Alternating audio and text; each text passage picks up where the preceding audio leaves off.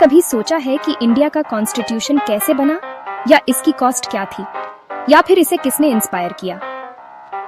चलो इंडिया के कॉन्स्टिट्यूशन के बनने से जुड़े इन क्विक फैक्ट्स को ब्रेक डाउन करते हैं। ट्रस्ट मी, आपको कुछ सरप्राइजिंग डिटेल्स जानने को मिलेंगी। चलो टाइमलाइन से स्टार्ट करते हैं। इंडिया का कॉन्स्टिट्यूशन 9 दिसंबर 1946 को बनना स्टार्ट हुआ कॉन्स्टिट्यूएंट असेंबली की फर्स्ट मीटिंग के साथ। अब ये कोई आसान ओवरनाइट प्रोजेक्ट नहीं था। इसमें इंटेंस डिबेट्स, लॉन्ग डिस्कशन और बहुत ड्राफ्टिंग लगी। फाइनली 26 नवंबर 1949 को कॉन्स्टिट्यूशन को ऑफिशियली अडॉप्ट कर लिया गया। लेकिन यह 26 जनवरी 1950 तक लागू नहीं हुआ। यह एक ऐसी डेट है जिसे अब हर साल रिपब्लिक डे के रूप में सेलिब्रेट किया जाता है। तो अगर आप काउंट कर रहे हैं तो इस मैसिव डॉक्यूमेंट को क्राफ्ट करने में टोटल 2 साल, 11 महीने और 18 दिन लगे। ये सीरियस डेडिकेशन है। अब एक क्वेश्चन जो ज्यादातर लोग कभी नहीं पूछते, इस प्रोसेस की कॉस्ट कितनी थी?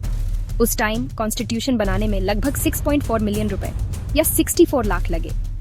आज ये स्मॉल चेंज लग सकता है, लेकिन 1940 के एंड में ये एक ह्यूज अमाउंट था।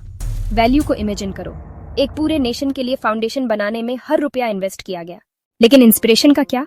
क्या इंडिया के फाउंडर्स ने इसे ऐसे ही बना दिया? नहीं। इंडिया का कॉन्स्टिट्यूशन एक थॉटफुली क्रिएटेड प्लेलिस्ट की तरह है, जिसने पूरी दुनिया से बेस्ट ट्रैक्स लिए हैं।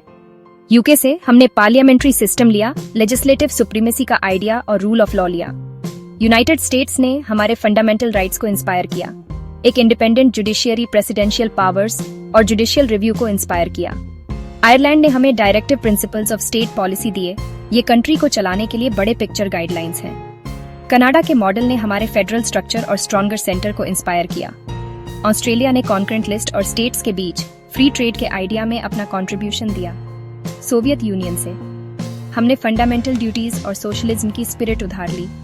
जर्मनी का वेमर रिपब्लिक, वहीं से हमारे इमरजेंसी प्रोविजन आए हैं। और हाँ, लिबर्टी, इक्वालिटी और फ्रेटर्निटी के आइडियल, ये फ्रांस से इंस्पायर्ड है। कुछ और क्विक फैक्ट्स। बी.आर. अम्बेडकर को कॉन्स्टिट्यूशन का चीफ आर्किटेक्ट माना जाता है।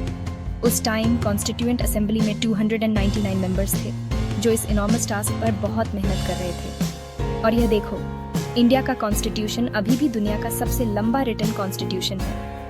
स्टार्टिंग में इसमें 395 आर्टिकल्स थे, 22 पार्ट्स और 8 शेड्यूल्स थे। ऑफ कोर्स, तब से इसमें काफी अमेंडमेंट हुए हैं। तो आप